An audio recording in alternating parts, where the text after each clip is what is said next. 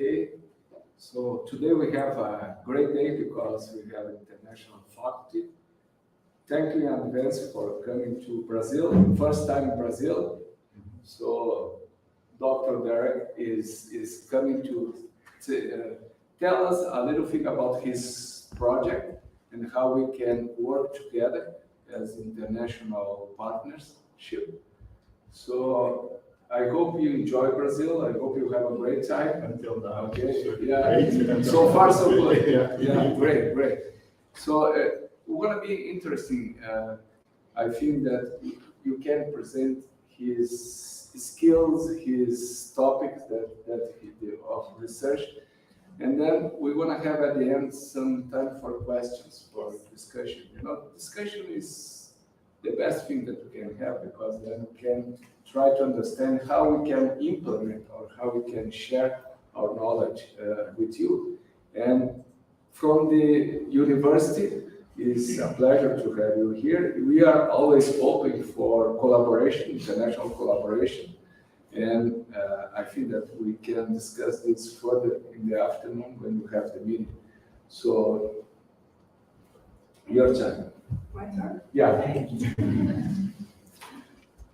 Okay, so it's a pleasure to introduce Professor Derek Franco, our esteemed guest speaker of today and my dear friend.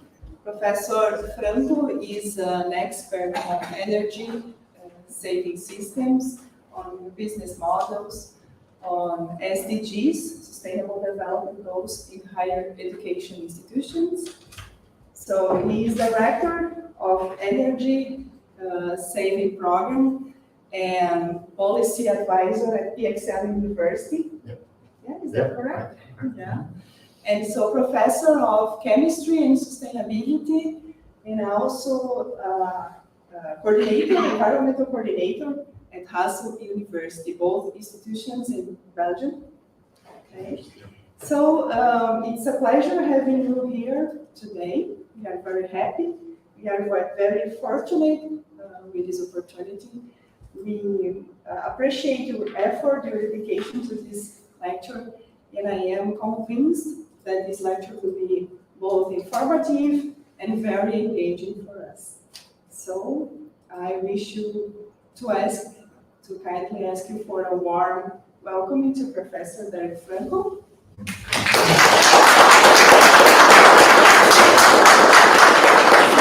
Professor, the floor is yours.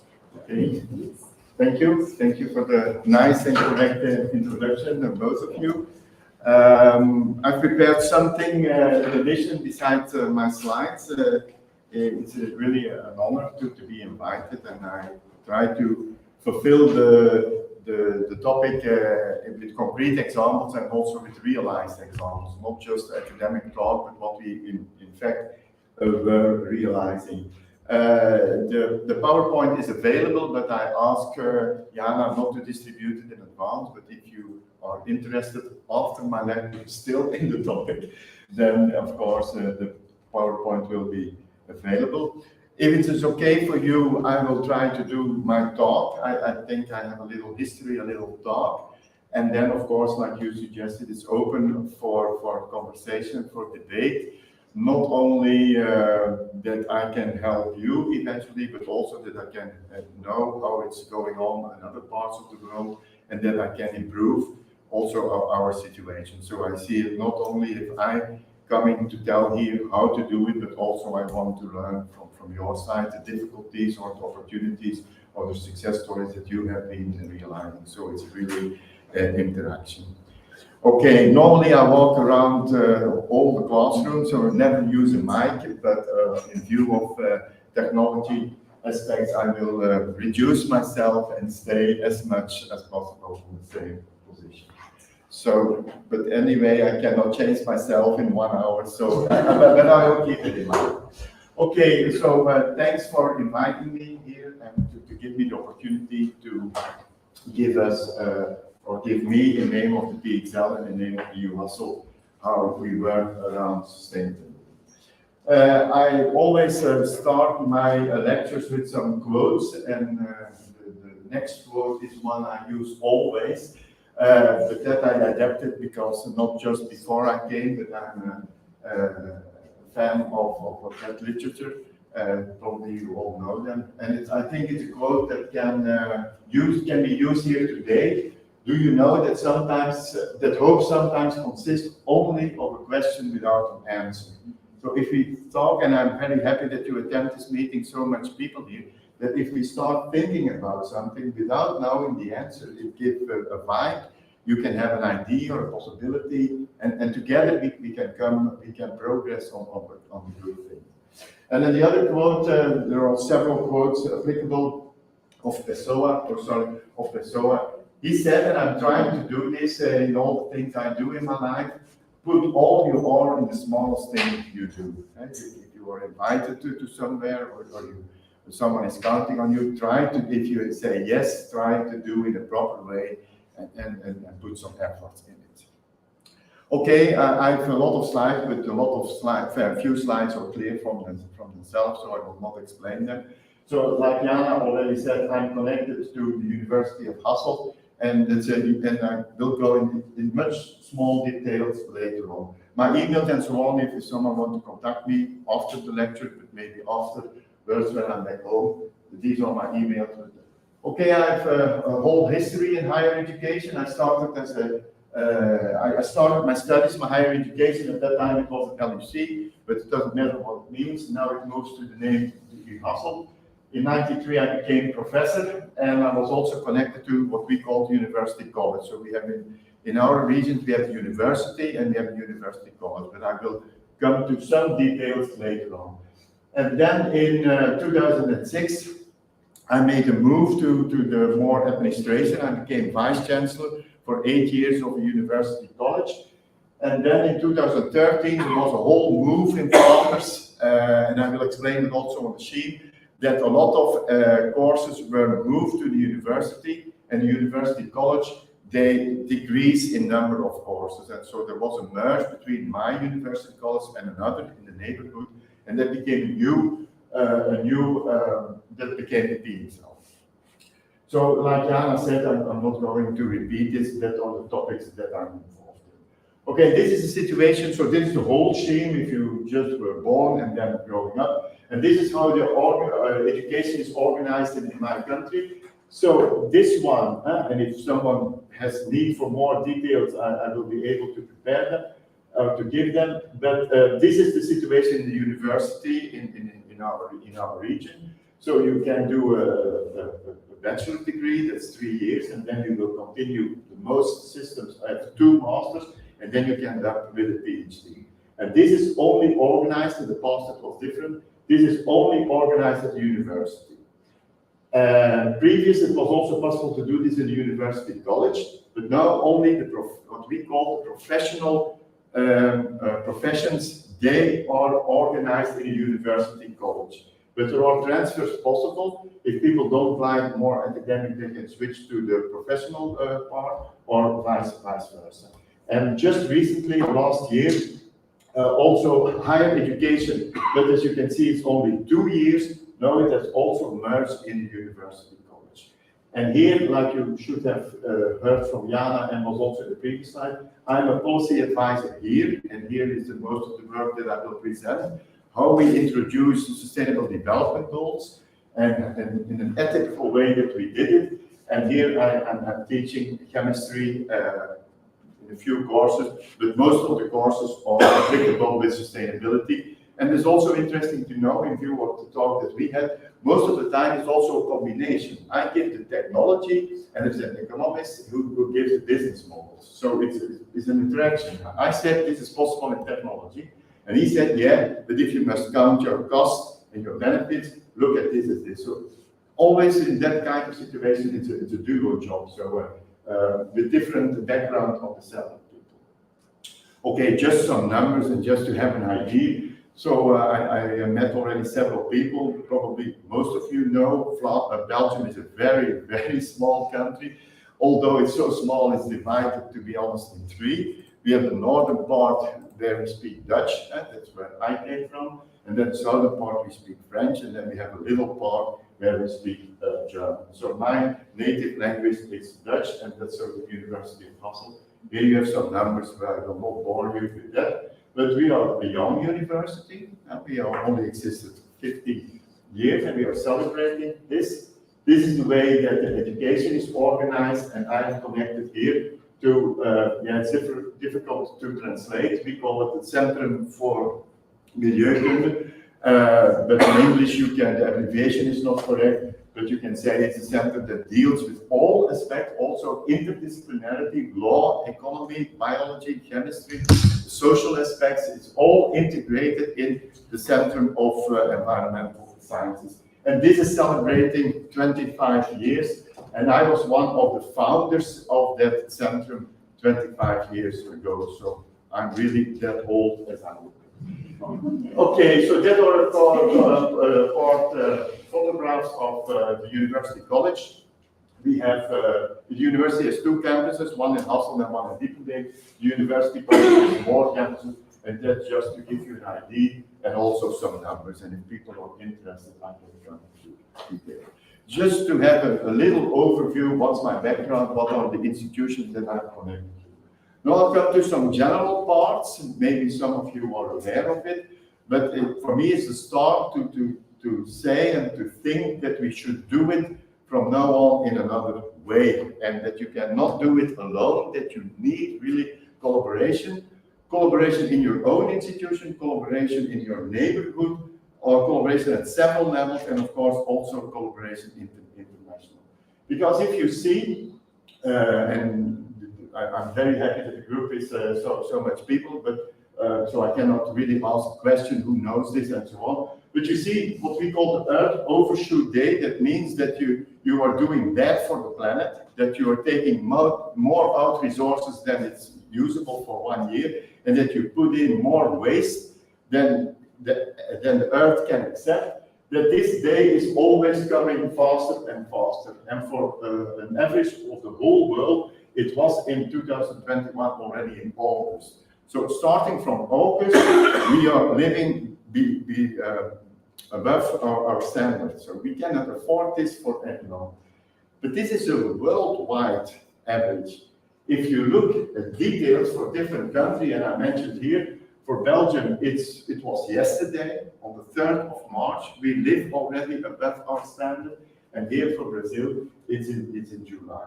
But you see some other countries, yeah, and you can imagine the welfare there, they only reach it just before New Year. So it's getting, I will end in a very optimistic way, don't be afraid, but it is not going so good with Mother Earth. That's wrong what I'm saying. The Mother Earth doesn't care. Mother Earth will survive. It doesn't matter. Right? If you know the cycle of Mother Earth, 4 million years ago, there was only CO2 in the atmosphere. Mother Earth doesn't care, but at that time there were no humans. That's the aspect. So we shouldn't save the Earth, we should save ourselves.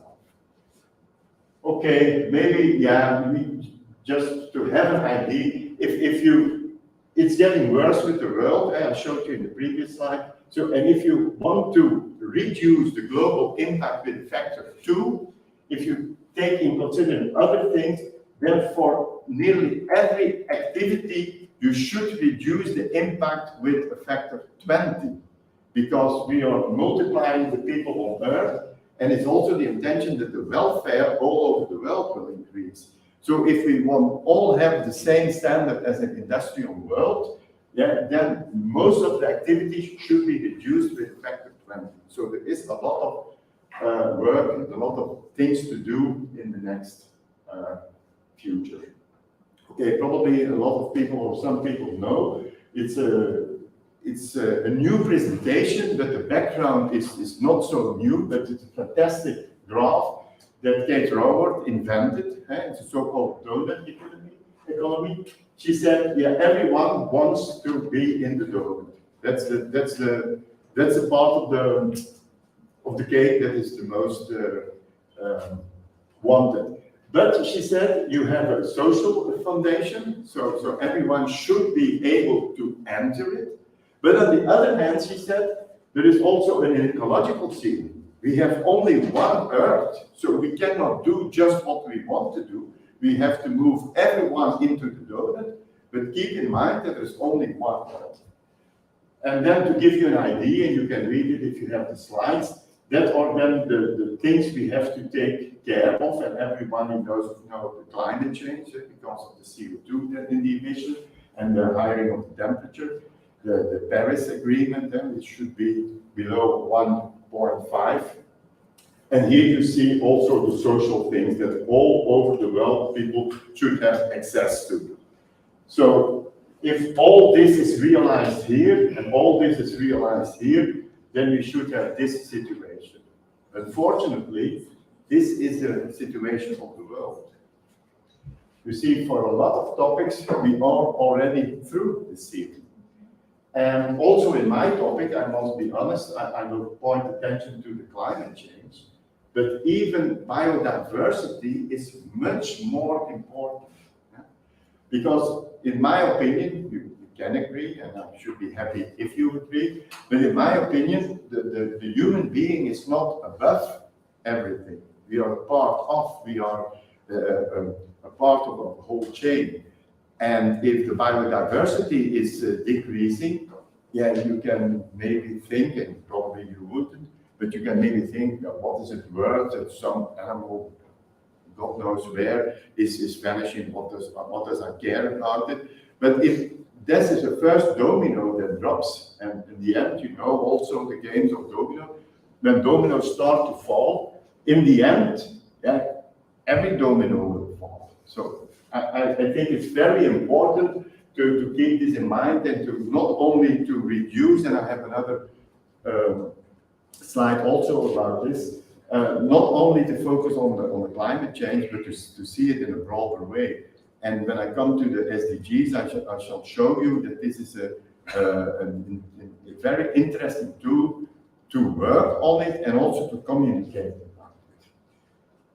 Then in another way, if we want to go in what doing research that I'm doing to new and renewable energy and sustainable energy, then we are also looking to rare metals. We need this for condensers, for batteries and so on. You cannot imagine, for every nearly new technology, we need these things.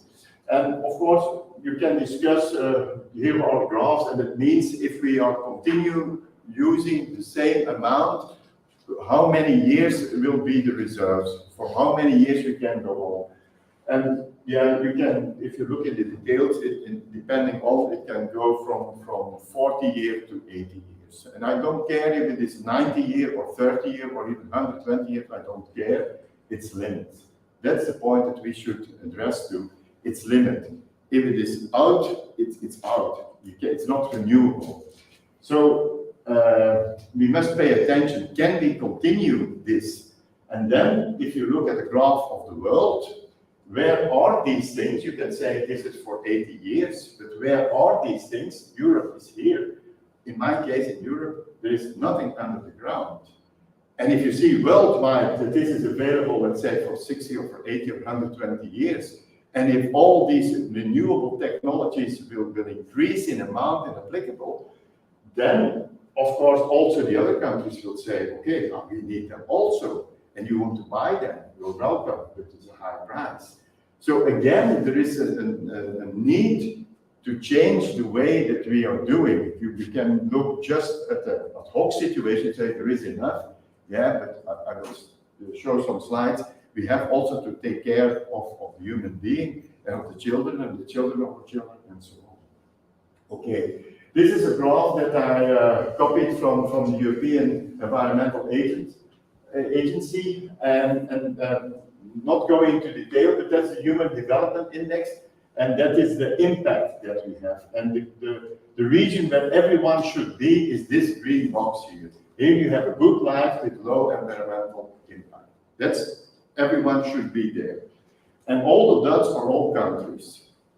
And these are, of course, the industrial world. Yeah? We have a normally good life, but we have a very high impact. Yeah? Very high impact, as you saw on the Earth overshoot there, we have a very high impact. Let's say until 20 years ago, 25 years ago, this was the idea. How are we going to solve this problem? Well, first of all, we bring these countries to here, to the same welfare as they should be, yeah, and then we try to diminish it. We do it in that way. But that, if you remind the previous slide, that would not be possible because there is not enough amount, and also energy might be a problem. So we cannot do this in this way, but we should do it in this way. And that was my point of the beginning. We should do this in collaboration all over the world. We should make the transition to an exchange thing and come to common solution. Some things will be invented here or in other countries and can be applicable in my region and vice versa. So the opportunities or the possibilities on the inside must come from all over the world and must be applicable, or you can apply them in much more regions. Okay, we have also, fortunately, new insight. I teach also, like I said, some environmental technology and economics. And when I show these graphs, like, oh, what's he saying? He's definitely a technology, and he is not aware of economics. Yeah, this was the main scheme, and so often also in my country, in my institution, it's shown that this is the way that economy works. This is economy. It's an exchange between business and households and your production and so on. This is economy. Now, okay, Robert showed us that it's not the case. It's more complex than that. So we need, I give here another several cues and several questions that we have to rethink things. And this is a quote of course, everyone knows. And he said, yeah, you cannot solve the problem by using the same kind of thinking that we used when we created things. There is need for a paradigm shift. You have to have the possibility to sit for a while and to think for new solutions and to come to a paradigm shift and to come to new insights. And I will show some of these things and also the result of them. And we are afraid of this because I was discussing before the lecture, people are afraid of changing. But it's common. That's what Einstein was saying. Kuhn developed a scientific theory about it. It's normal that you have more and more insight and that the theory will become different. Yeah, you have a normal science and you do experiments and the results fit with your theory. You're happy. Yeah? You think okay. You will sit. You've done a good job. And then after some time, you find results and you start to doubt things. Maybe you said, yeah, I did the experiment in the wrong way, I must repeat it and so on. But the result remains. So, okay, maybe. And then you get this change, then the model is on drift because there are other explanations are possible. That you obtain a model crisis, you obtain a model revolution, and then you can obtain a paradigm shift. And then you say, yeah, we have more insight, and science is more complex, not only science, behavior, and so on, economy and whatever, is more complex, and we are coming to a new normal. And that's the thing, that's the moment, that's the possibility for us now to do this in the climate change, in the biodiversity, in the business model, in collaborations, and so on. And this whole insight, I will not go into details, but some remarkable milestones. Probably you know them. This is a well-known book from Rachel Carson. She was the first who wrote it down, the bad influences, but until that time we always thought it was only a good influence of pesticide on agriculture. But she did some studies and some investment, and she showed us that there were remaining products, and it was maybe good at a certain point of view, but in global for the ecosystem, it was not so good. And then, of course, you have also the guys from Rome, the Club of Rome, who said, and yeah, it has been recalculated and so on, and okay, if you just compare numbers, you can say they were wrong, but on the basis in the background, they were correct. There is limitation, there is not enough, so it has been recalculated. And yeah, it's a consistent story. And then, of course, we have this lady, Brundtland, probably everyone knows, and she said that she was the communicator and the man who hosted the conference. She said, yeah, we should go to sustainable development. And what is sustainable development? Well, it's what I announced already a few minutes ago. Sustainable development is that we can live in a good way nowadays, but that we do it without compromising the ability of our future generation. So we have to take care of the future, that the children of our children have also access to and have also possibility to have a good life. Okay, and then after that, it was in Rio, that the Earth Summit came, and then sustainability came on more and more on the agenda. And then these draws came up, what is sustainability?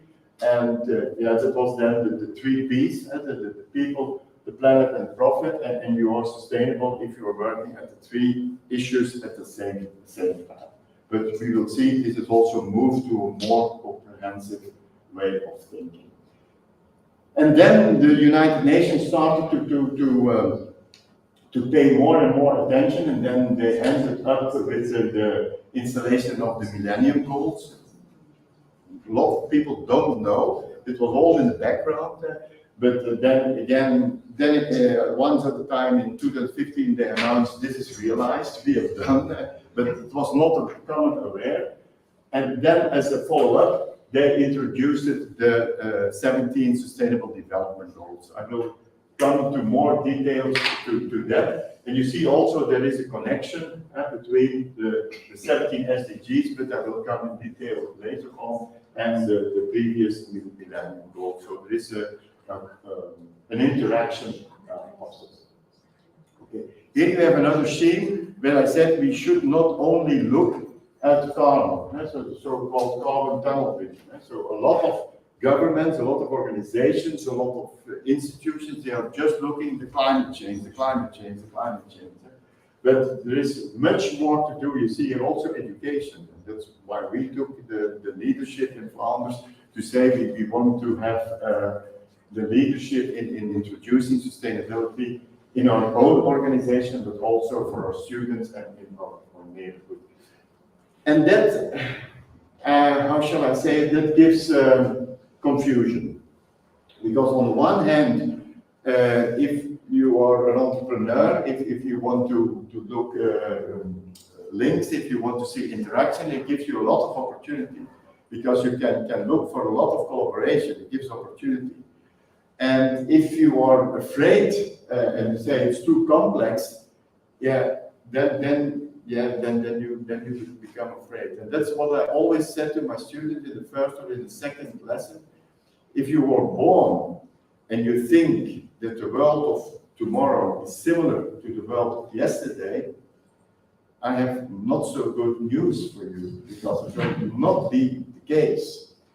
And if you are happy because you think I can do my own, and I can start up things, and I can be an innovator, and I can be an entrepreneur, and I can look for opportunities, and I can solve problems, then you are in a very well-timed segment born. And when I do these courses, I'm honest, for 50 or 70 people, then I see at the body language 2 different reactions. Some people are shrinking, oh my God, I must come with a solution, what is he asking? And some are growing, okay, it's my time, now I can participate. And I think this is what our task is, to stimulate people and to help people to be, and I really mean what I'm saying, to be creative. And that we as an education must give them the tools and must give them the opportunity to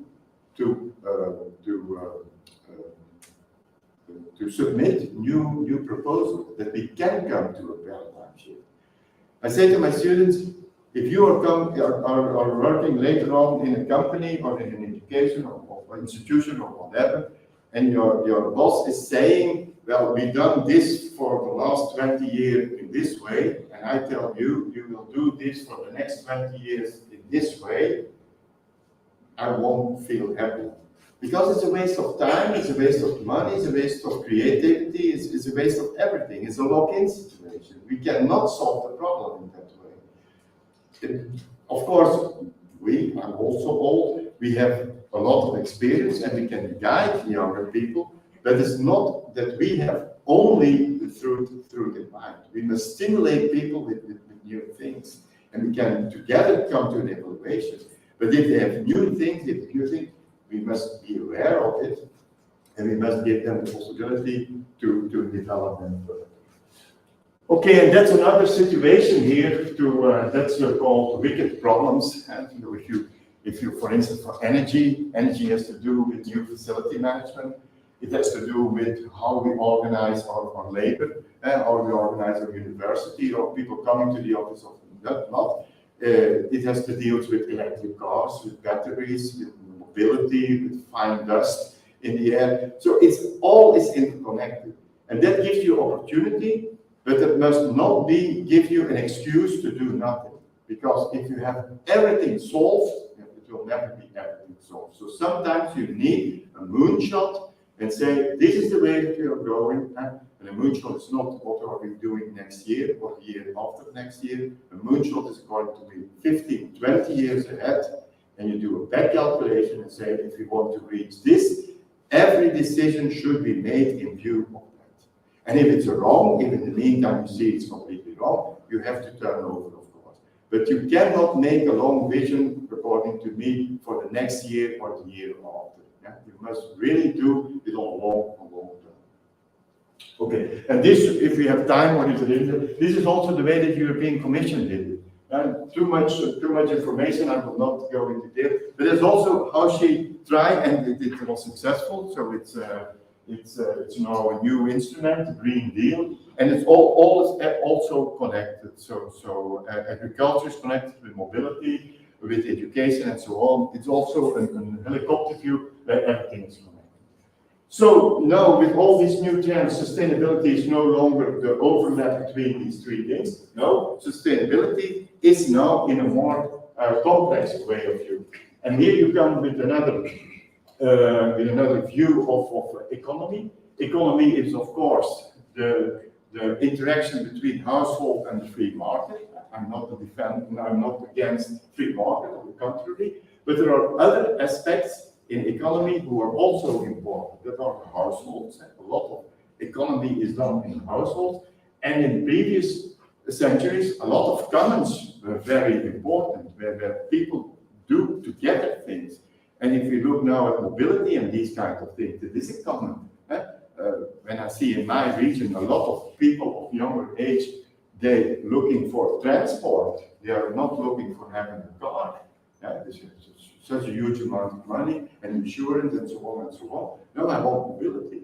And so they do not want to be longer owner of things, but they want to use the services. But of course, if you're buying cars, you have to rethink also your business model from that point of view. But also on the other hand, people of my generation and less younger, we want to have our own car because that was in the time, you need to have your own car. So also on the other hand, there's this need for a mindset, for a paradigm shift that you are used to be honest, here is the first time that I use Uber. Because my daughter is with me and she's coming with this. So I have also to adapt and to have trust and to have faith in new things. So it's about science. And that's so the new kind of doing new business model where ecology and where Mother Earth and the benefits are also taken into account. There are several schemes available, but this is, I think, one of the first who put it in a clear scheme. This is a flourishing business model who takes into account the waste stream and the needs for Mother Earth. It's also in the business models. And that's of course definitely a step forward. Okay, the 17 SDGs are no longer nowadays at the same level. No, in all what I've been discussing until now, the 17 SDGs are now ranked in the so-called value game. And they said what we first need is a good planet, with not too much waste, with not too much fine dust, and so on and so on. And if we have a good planet, if the planet is under control, then we should look for a good society, where it's good to live for everyone, comparable with the donut economy. And then, if these two are fulfilled, that's the typical wedding cake, then on top you can build, and you should build, because I wouldn't give the impression that I'm against free market, but then you can develop a well-informed and a well-structured free economy. But they should take care in advance, not afterwards, but in advance of a good planet and of a good people. You should do it together, and in advance you should think what will be the impact on the planet and on the people. And that's, according to me, the new way of thinking. And if you look at the normal actual presentations of SDGs, of the 17 SDGs, this is the way that they are arranged. And we put, if you see, we have 1, 2, 3, 4, 5 P's, and we adapt another shape a little bit. We want to have an introduction of another P, pleasure. We want to have pleasure in the job, and we want to come to people that say that paradigm shift is not necessarily a negative thing, that it should go back in time, that it gives opportunities for every or nearly every activity. And sustainable is not enough. So the next step, and I'm following a course of that online with all over the world, is the so-called regenerative. That it's not be just doing no harm, but be better for Earth than it was in advance. Yeah? That you should increase the quality of the Earth, not just doing no harm or reduce your harm, but you should be here. So indeed, and there are possibilities to do this. And now I come to the result, if I might, so how we did. I have 2 cases, but we will see if I have enough time to do the 2 cases. But I will focus, as Jana asked me to do, how did you introduce the Sustainable Development Goals in your higher education? Well, I come to 4 concepts which are really, really important to understand the case. This is one that we developed by our own, but the other are common known, that we adapted them to our specific situation. And the first one, as I think, is a very, very important one, and that everyone can see that you can use it in your own way. It's the so-called multiple level perspective. Yeah, I'm not giving everything in detail, but you have, of course, 3 levels. Yeah, and here you have the landscape. That's the highest level, and that is what's common known. For instance, if I said it already, the Paris Agreement or something that will happen here. That's the landscape. That's what's common in all over the world. What should we do? And then you have your own organization, your regime. Yeah, your regime. Can you transform? Can you come to a new paradigm shift? Can you arrange your regime in another way? And what is the positive thing? The positive thing that we see all over the world, a lot of new things, the so-called niches. A lot of people are doing this is possible and this is possible. But what is the effort that should be happen or that should be taken?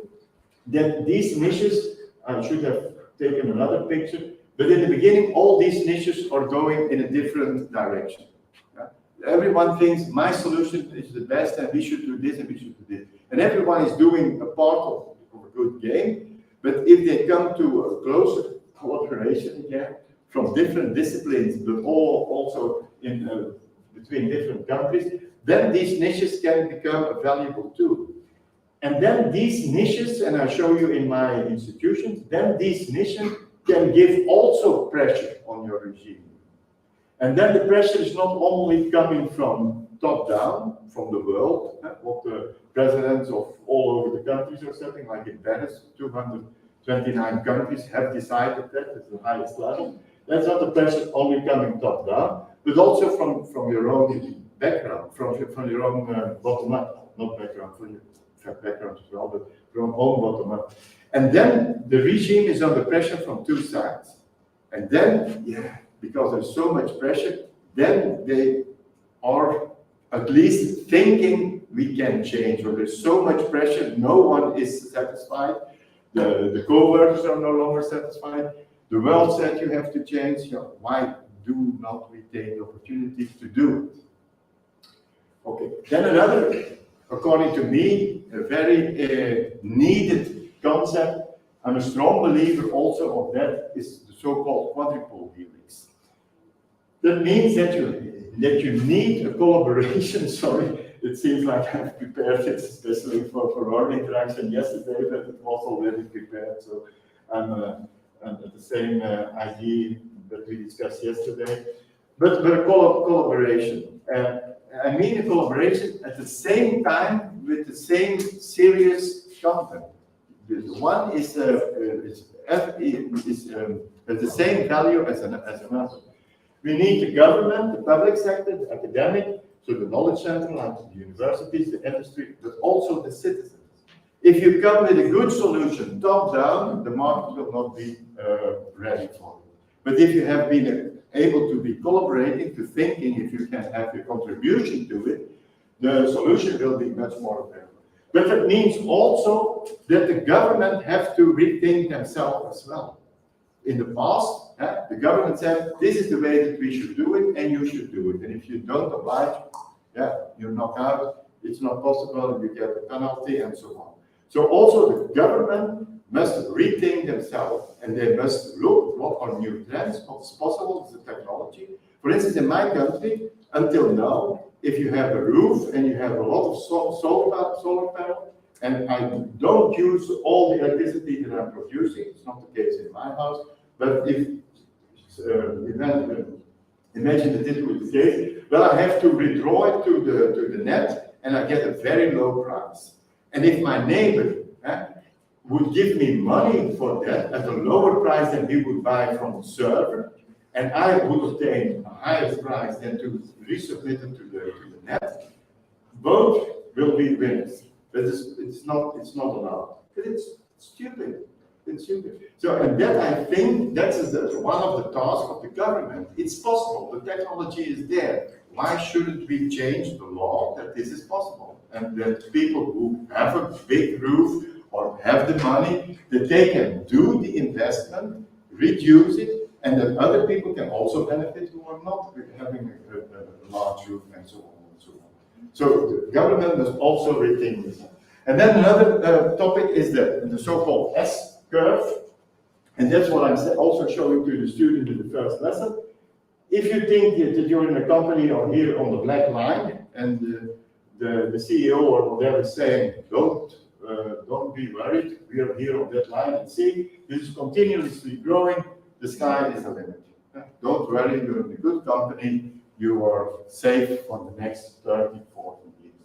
And there are some guys or ladies who are doing something, but don't take care of this and just trying to do things, that's not important. Okay, but maybe this is not the reality over the whole period. Maybe this is going on. You are indeed going on, growing, but the new technology is passing you by because they are on an exponential curve. And then after a day, you wake up and you say, oh, I have a good product. But there are new products which 10 years ago or 5 years ago, I couldn't imagine that they would take the lead on the market. And famous examples are, of course, what happened to Agfa in our region. And people showed that there were digital photographs, the CEOs and so on, they couldn't stop laughing. A photograph, everyone wants to have it on a paper, not on a screen. Go out of my office, and so on. Nokia was world leader.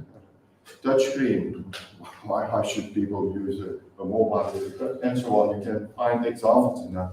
So, and then I said always to my students, I hope that you be in an organization, in a company, an institution, in the government, wherever, that at least you are able to look at the red line, and that you are aware of the red line, and that you can spend some time at the red line, and that you be aware of it, that if it's happening, that your organization and yourself is also ready to take up the new trend. And so S-curves are very, very typical, of course. I will not go into detail, but from point of view in sustainability, we are here. And that's not a good situation, because you see here, you do a lot of effort, and effort can mean time, takes a lot of time, but performance is very little. So you're doing the same as the year before or 10 years ago. It costs you a lot of money. It's a lock-in of the money, and the benefits are very low. So this is not the way that we can solve it.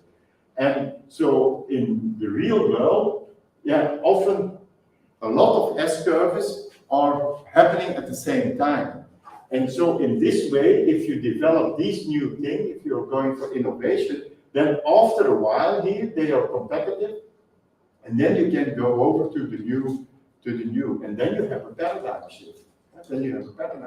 I know a big discussion in my university college about 15 years ago, and they said, we can no longer afford central servers. We must go to servers abroad. I was against. No, we should be boss of our own servers. Nowadays, nearly no one has his own servers. All is in the cloud.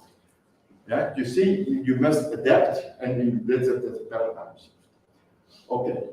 And then the fourth concept, that's what we call PXL out of the box, and my vice chancellor, I think 7 or 6 years ago, and it was really like that. He came into a meeting and he said, yes, I have one thing to say. The day after tomorrow, and the day after, the higher education is closed. Oh, holiday. No, not holiday. You have to organize all the education, all the exercise, everything goes on, but you have to look for a partner outside. I close the door, you cannot enter. But that's a joke. No, it's not a joke. You're out of your comfort zone, and you have to do it. No, it's not possible. It is for everyone, for arts, for medicine, for education, social, technology, no exclusive. Everyone should be. And it was done. And our network started to work, and everyone was phoning, and everyone was home, and so on. So it was completely out of the box, out of the comfort zone, and it was tremendous success. The only change that we did it until COVID. We did it. The only difference was that then we choose a team, because the shock effect was of course gone. You can only do this once, and then it was announced 3 or 4 weeks in advance, and then there was a team, so that you could search for specific collaboration. And it was a big success. Okay, what is here? I quote this because in 2019 the topic was the SDGs. So we worked together with all companies, all our network, all other schools, and so on, to work together on the topic of sustainable development goals. Okay, what about the time? 15 minutes. 15 minutes. Okay, so I will explain this case, and otherwise, if there are questions, then we can come to discussion. I like to, and if you need another successful example of a case, I have prepared another one. But I think I have time to give you the explanation of the first case.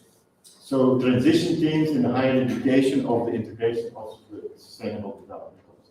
Here's another important theme to me, and we will continue in the case. I will develop it further on.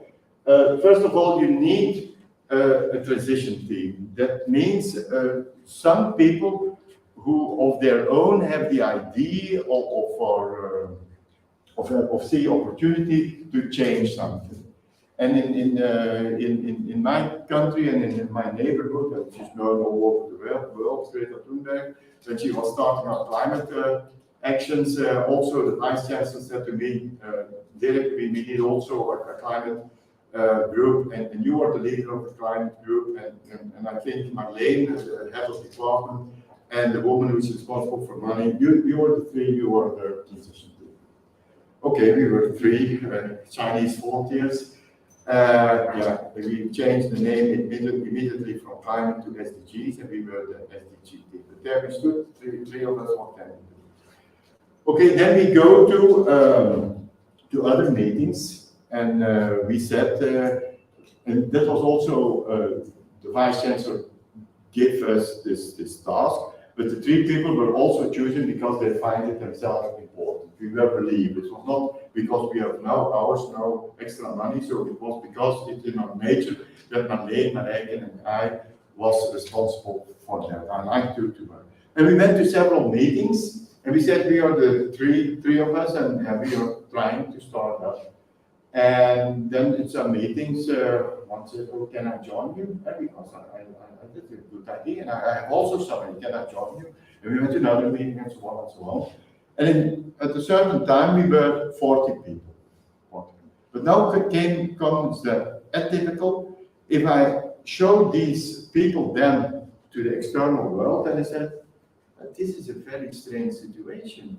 You have 9 departments, and I only see 4 heads of departments. Where are the other 5? And I see that you have 7 campuses, and there are only 3 people who are responsible for the campus. Oh, and there are 4 students in it.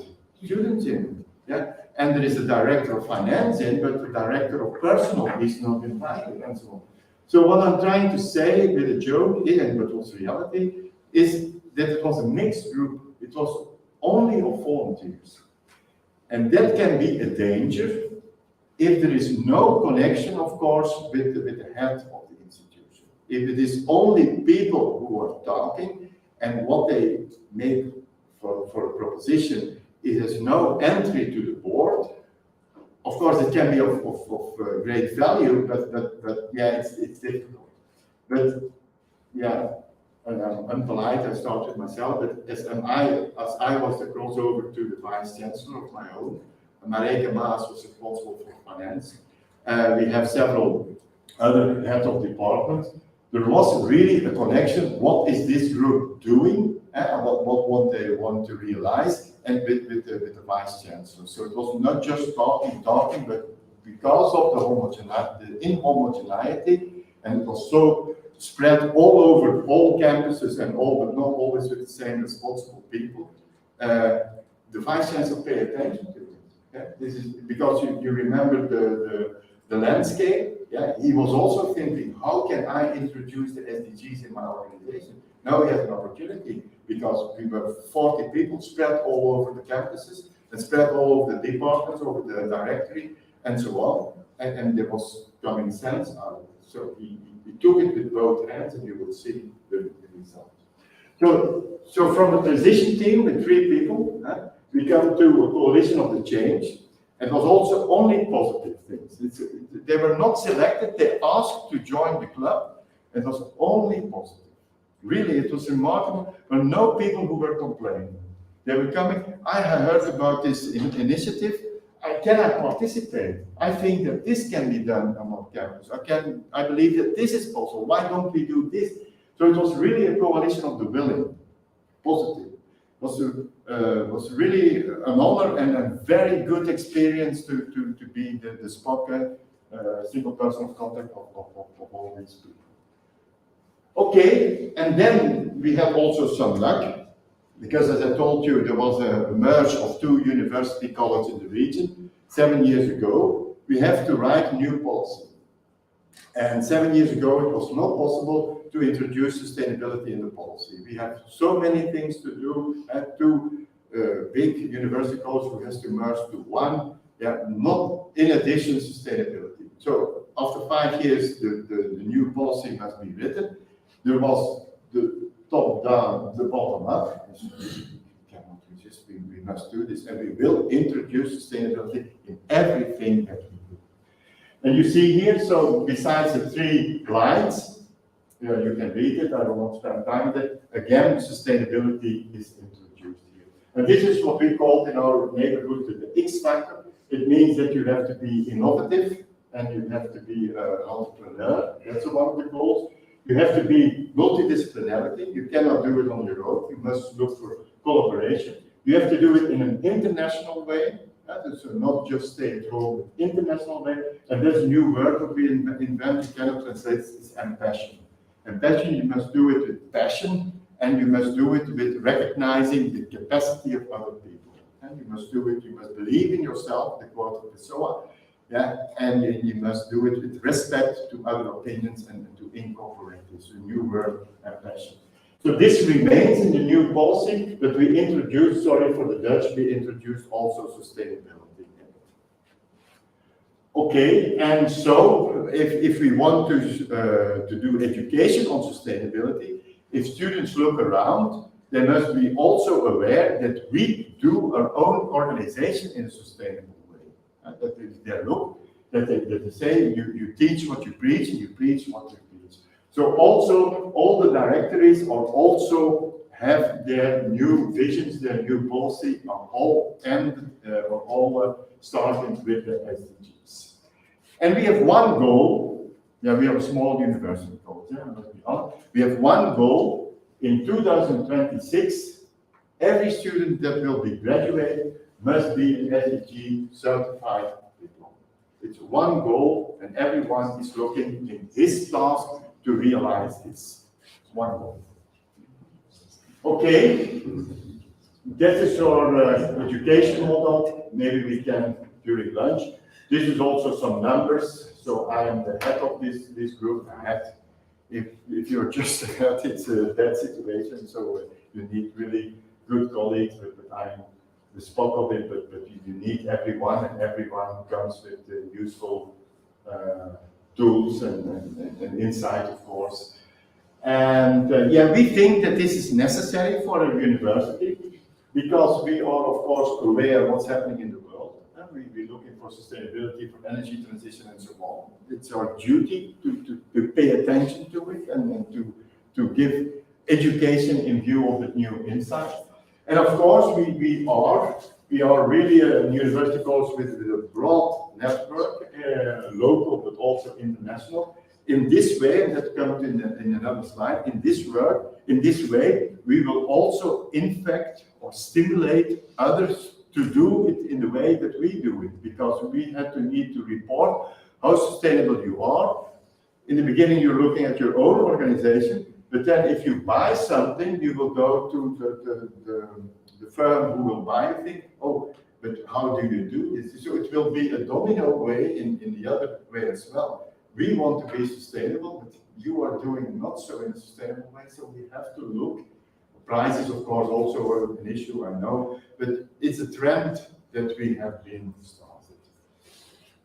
Okay, and so you came, from the transition people, do you remember, 3 people in loneliness?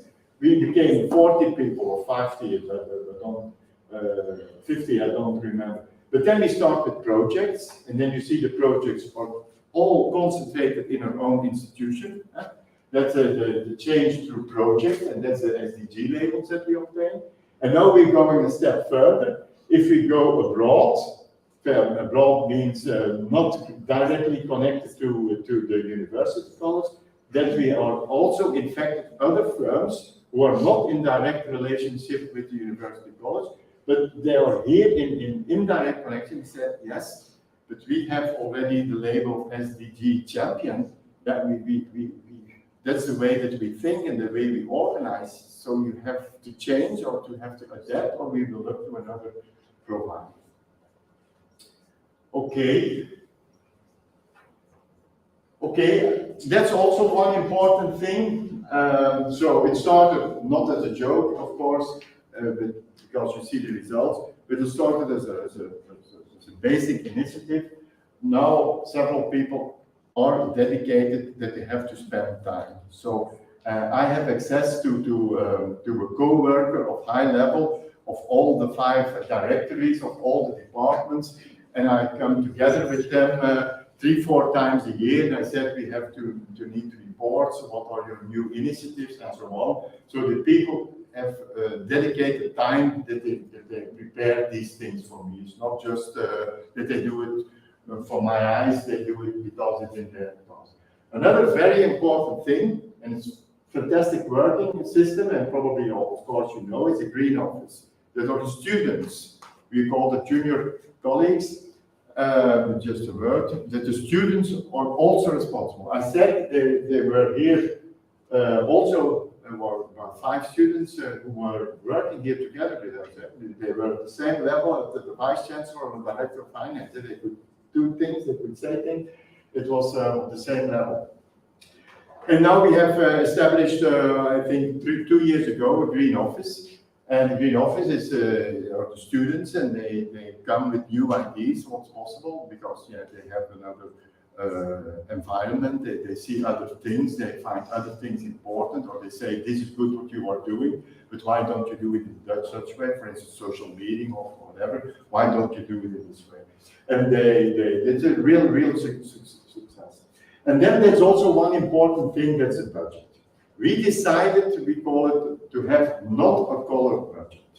So you can say that this is the budget of the University College, and such an amount of money should be spent on sustainability. We did not.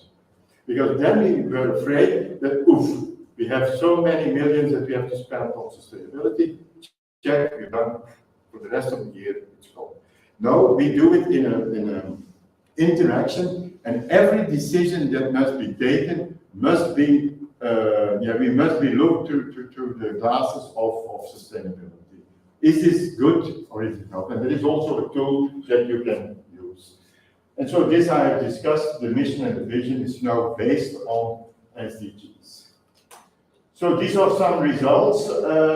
We did it so with the United Nations organization, and there's also a satellite of that United Nations here in Brazil, and the procedure is all over the world the same. So if once a day you decided to step in and you think I can inform you with the way that we did it, or the difficulties that we encountered, or the possibilities, I'm available. So there is a certain kind of strategy that you have to fulfill, and that we, with this coalition of the willing, we succeeded. The main SDG that is important, of course, for higher education, and these are the other 3 that are also very important in our belief: welfare, equality, and partnership. And then also, what should we pay more attention to? Even more, you see here 3 is coming up. Okay, so we obtained in February 21, we were the first higher education in Belgium who succeeded to have the United Nations label SDG Pioneer. That was in February 21. And the year after, we were honored with the SDG champion. Now we are starting up with the SDG ambassador, but that will be a project of 2 years at least. But we are involved in it, and we are trying to do this. I think this might also be of interest if, in some cases, you take the decision to go.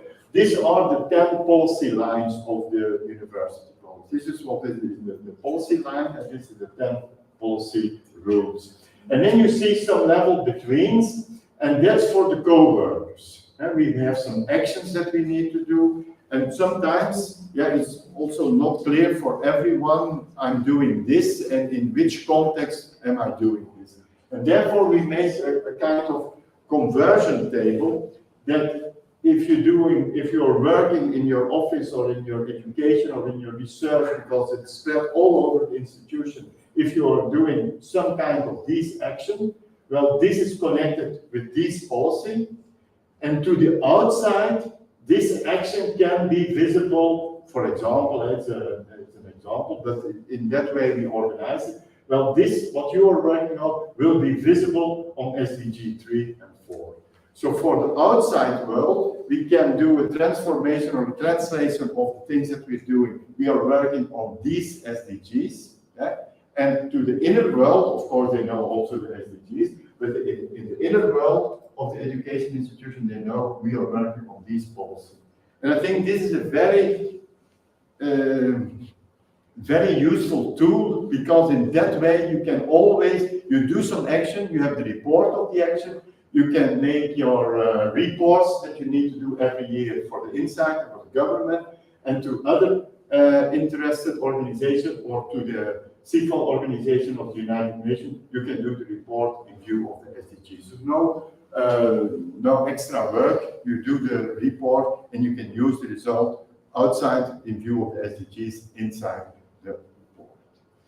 And then of course, because there's a contradiction that you can work in a positive way on all 17 SDGs in a positive way, that's not possible. Sometimes they're in conflict. And therefore exists the so-called SDG wheel. And therefore you say, this is an action that I want to take, and then you must consider if it is positive for which SDGs or eventually negative for other SDGs. I'll take an example. In the COVID, in the pandemic period, we said, all the traffic is gone. It's good for the quality of the air. We were working on that point in a very good way. That's correct, but we know all that the service consumes a lot of energy. So, for instance, it's good from the point of energy from emissions that we have not so many fine dust in the air, but from the consumption of energy, it was in another place, maybe not so good. And that's good that you are aware. That doesn't mean that you have to rechange it again, but it's good that you are aware of it and that you, if you must take a decision, that you can say, if you do this, then it's good for SDG boom, boom, boom, and not so good for SDG 7, I say something. And if you do this, that you are aware of it. That's the wicked problem. All come together. So the wicked problem, I can say. And here are some exercises and so on. And so that's what I believe. Here you see that, that's also important to mention before I conclude. You can say, you can look at this multiple level perspective in two ways. You can say, here is the University College of the PXL, and they are trying and they are trying, and hopefully this will come to push a new regime, because the landscape is saying this. But you can interpret the multiple level perspective also in another way. You can say, here is the University College, and this is the policy of the University College. And these are all the co-workers and the students and all the network. And we try to push all, not to push, we try to organize all the experiments in the same way. And in this way, to my belief, the PXL University College has become from a traditional university college to an SDG proven. We changed the regime from, sustainability is important, but we will see. No, I must be honest, now we are an SDG champion. And this is because here, all the niches, all the individual aspects, you remember the coalition of the willing, we were merging all in the same direction. We pushed to the regime and we said, you should change. And then maybe one thing, if you want to continue, I have 3 minutes or so. Yes, okay. I stop with this case, so there's plenty of time there for discussion. And that's important, really important. I must notice this, that until now, all the ideas and all the things were nearly coming inside out. We think that this is important. We think that we can do this. We did. From several levels, interdisciplinary, it's correct, but all came inside the organization. But it's also important to look what is the outside world expecting from you. What they think that you should do to work on sustainability, that the outside world can also come. And that was the essential tool to become a champion. That was, what is the outside world thinking of you? And that was the exercise that we did. What are the SDGs that we think that is important and that we think that we should work on? And then from the other point of view, we have a well-selected, different, very broad, from social, technical, economic, civic, and so on, very broad, about 30 people outside, which were connected, but not our friends. It's not that they were saying what we expect them to say, we're not our friends. And they give the discussion about our selected SDG. And so we came with this index, and then you see, for instance, if it is high here and high here, then it's gone. Then the outside world think that this is important, and we think it is as well. Okay, that's the same. And so I think if you're doing with the outside world, this scheme is is reality. I will skip all these things, but this is the end quote.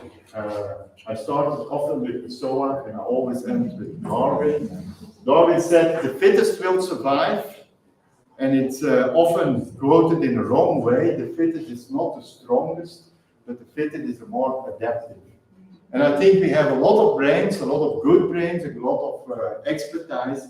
Well, let's hope that we together, all over the world and in your own institution, that we can adapt so that we can remain on Mother Earth as a human species, and that we are indeed fittest, but not the strongest.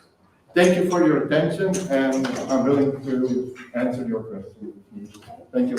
Thank you. I see that many information to digest here. Wow. We need to dig in many parts of your diagram. And one question is we need to share the responsibility in all the levels. How do you get people motivated to do that? And I like that you have the students also in your group, because that is fundamental. Yeah. It's crucial. Yeah, I'm happy with this question. I'm not going the rest of the talk, but this is the other case. This is a big company. It's a big company in the Netherlands, which is an energy distribution. It's René Herla who did it. And he said, when we have arbeiders, employees, but at a low level, just doing handwork. Yeah. I don't know how you. Blue collar employees. Yeah, the blue collar. Yeah. He said it's a completely wrong mistake. If these people come to the office, then we say you should do this and this and this and this. I know what you should do. But at home, he said, and I also believe it. At home, he said, they have also their responsibility. They must make a choice for their children to which school. Should they buy a new car? Which car? Should they rent a house? Should they buy a house? Should they eat meat? And so on. They have to make an whole decision. They are a kind of small CEO on their own.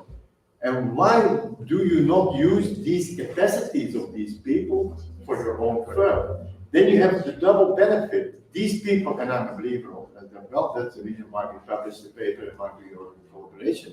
Because then you have two benefits. These people are more recognized because of the capacity that they have. And I think the organization is going well because you have enthusiastic people, and they said, I can attribute to the new way. So I think, it's an open mind. It maybe looks like a cliche, but it's an open mind, and be open for new ideas. And of course, people of my age, I shall speak only for myself about age, but people of my age, we have of course experience, but other people can have new insight, and we can discuss about it. But it's not that people of my age say this is the truth for the next 20 years. Sure, no. Difference is good, it's not bad. No. And we are creating now at the university the new curriculum. Mm-hmm. So many of those ideas come up for the new curriculum, and we need to have this aligned with the new curriculum. And that will make a lot of sense of that. And questions? Or opposite me? No. I can tell you, it's a lot of information to digest. I see that this means 10 years of your work, more than that. Well, the theoretical concept, I'm aware of it, let's say 5 years. I had the opportunity to study in the Netherlands, DRIFT Research Institute, and DRIFT is the abbreviation for Dutch Research Institution for Transition. So they're really all is connected to paradigm shift. I had the opportunity to study there. And let's say 5-6 years ago, I'm coming with these techniques, but the SDG story is about 2.5 years. Yeah, and it's very nice to have the support of the public system, the industry. So Everybody needs to see the direction. They need to move on the same way. Otherwise, it will not work.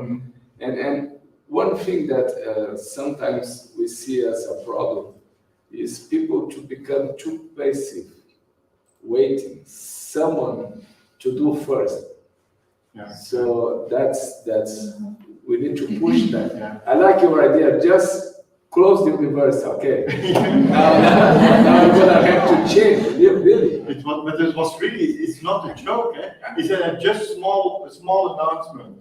Yeah, no, And Wednesday and Thursday, the university is closed. Yeah, holiday.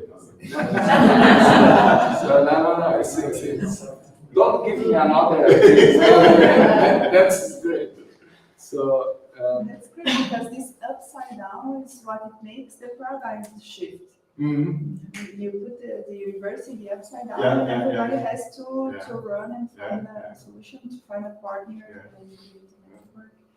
And I was wondering about the donut economy. I've heard that in Netherlands they were trying to apply this to some cities. I'm not sure if it's Amsterdam or something like that. And do you know any practical initiative in this sense? Is it working in any city for us to use as a benchmark? I know, you're right. I think it's Rotterdam who adapted, and that they are working on it. And they're, so one of the guys who teach me in the Drift, I'm thinking of his name. After we can. He's there also connected me. And a government that is dealing with on government level is New Zealand. New Zealand, they're really taking into account, if we make this decision, what will be the effect on health and on economy, health and on sustainability, because they calculate if there are less people ill, then there is less people that need medicines or go to an hospital, and this is also good for the government. I will not go in detail, but if we do business models for energy efficiency services in buildings, then it's a common rule that because of the energy adaptation, that people are being more in comfort. That it will be a benefit of 1% of the salary cost that you can take in benefit, because people are not so much ill, they are more creative, they are more satisfied, they are more willing to go work and so on. So in the cost calculation or in the business model, if you do this, because it costs money, of course, if you want to renovate from energy point of view, then you can put 1% salary reduction, because people are doing more for the same money and with pleasure, because the comfort in the office is much more improved. There's a long way to work. I have one question, please. Yeah. Continuing the line of the first one that you were discussing, how do you consider that we can connect public policies to improve and encourage as well more sustainable energy, saving sustainable energy in, for example, here to us in higher education? Well, we did also a project. Sometimes it's easy to do it on your own and say we do relighting and we change the lights and we go to LED and so on, and the payback time is rather short, and you can make good points with your financial director. You say if you do this investment after 1 year and 3 months, the payback time. But according to me, this is not the way we can solve the real problem. And there I think the government can do and the public offices can do a lot of effort, because if you go into cluster buildings, then you can have projects who are not so short payback time, then they can be financed with the other project. And there I see a real opportunity that the local government can use buildings of opportunities of buildings or waste heat or whatever in a combination with the public. And for instance, in Antwerp, in the harbor, there is a lot of waste from heat, and this is now in a network. And so the waste heat is now used to heating and to serve normal buildings for individual people. But of course, this must also be based on a legal base for 25 or 30 years. Because these people who buy these apartments and these houses, they have no installation at their homes. Yeah? And then the firm cannot say, oh, it was just for joking after 2 years. No, we need this waste heat ourselves, and we go and set up a new plant, and it was just for joking, and we do a destruction of the construction. So, yeah, and in Hasselt concrete, there is also an interaction between the swimming pool, with large surfaces, and that they have a lot of solar on it. And in winter, of course, they need all the, and they have to admit other power as well. But in summer, they have access, and when the law is possible, we have the connection that there is in common. And also in the other cases, which I didn't have on slide, but if needed, there was schools, secondary schools. In my country, it is also that they belong to the city, and there was also an interaction between the city, it was in the glass, and then schools, but also schools from other associations, not only schools connected with the city, but also from other organizations. So there are possibilities and there are good practices. Yes. Yeah, that means how important is the communication and cooperation between the entities. And so sometimes people need to change their own mindset. That's something that sometimes is different and difficult to people, like be able to expect some transformation. As you said, to leave the comfort zone is not easy. No. And often people think if you told them or if they expected to change, often people think that you were saying you didn't done it well in the past. But that's not what you're saying. You're saying you did it well in the past, but now there is a new actual situation and we are going to do it now in another way. That doesn't mean it was good in the past, but now we have to adapt. Sure. The world has changed. Mm-hmm. We need to change. Yeah. I think you have a question, Yeah. Michael? Okay, he's asking you, of course, that considering these social differences that exist between Europe and Brazil, how can we engage the whole community, yes, to be connected and be like really with the way of contribute to this development and the apply, let's say, of the SDG in Brazil? How can you consider a possibility or some possibilities? So I think that you need to stay a year to understand the culture.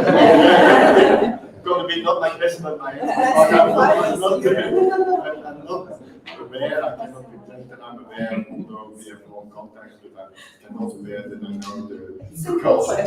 But on the other hand, I think if you are really connected with people and if you respect them for what can be their attribution, I think this is a first step, and I don't think that this might be so different, although I know not real culture, but I don't think that this should be so different. If you have an idea, and at least you are able to put it on the table, and if it's a wrong idea, you get good arguments, you say, yeah, but if you think of this, or yes, this is maybe not in the way that you pose, but there are good elements and we can take this. I think people will not be afraid to come with another idea. So the example of studying, on the end, all the publication is also founded. So if you're interested, you can look at the published paper. That's the way that we discuss with the blue collar people and the white collar people. Mm-hmm. Yeah, so it's important to start with discussion, communication, and people see why is important for them and for everybody. What's in for me? Yeah. What's in for me, of course. Sure. Yeah. Okay. I have one question. Okay. I will try in English. Yeah, good. In the first part of your speech, you told us that teachers can be able to teach tools to the students for their can do the things. How can we as teachers can we improve us to help students and then these students with the new generation? Yeah, that's also a task that we have, because we have about 1,300 co-workers, and let's say 300, 400, they are well aware of it and they practice it already in advance. But now we have to come also to insight to these people that, for instance, also in their specialty, this is also possible. I said, for instance, we have a music academy. They said, what has this to do with sustainability? But then you say how you organize an event, how you organize a concert, in which way is the music distributed? Is it on vinyl? Is it on in an electronic way, and so on? Also, maybe just one, but to give you this here. This is now an example of me, but if you do some action, you have interaction with a lot of SDGs. That's the powerful tool of this. It's not just connected with that. It can be with welfare, with well-being, with energy. You can, but you need to educate the people as well. Yeah. That's the training that we are also now obliged to come to an ambassador. That all the people, not only the people who are involved with, but 1,300 people who are teaching or researching, that they have the tools, the instruments. And we are looking, and we probably will do this by gaming, not electronic gaming, but by physical gaming, where people connect to each other, that they have to do a game. And we will invite maybe people who are thinking of starting up. We will invite also the children of the co-workers, and they will put questions. What did you did to save the earth? So there will be real children, and they will be in a game. And so people of several backgrounds and several levels, if I may express it in this way, they will have the questions of the children, and what can we do as a university college with your question? And this way, in a free way of speaking, we will introduce the concept. That's probably the way that we will do it. Thank you for your question. Nice. Okay. Thank you. So thank you again.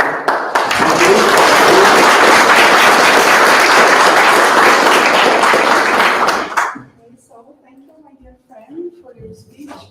You have opened my eyes to different perspectives and ideas, and I am sure that this lecture will inspire many of us in our projects.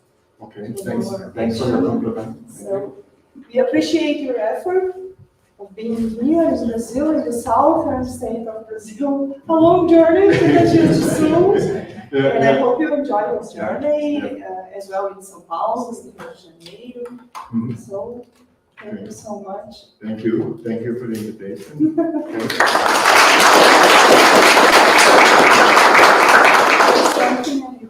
Okay, thank you for your attention. Thank you for your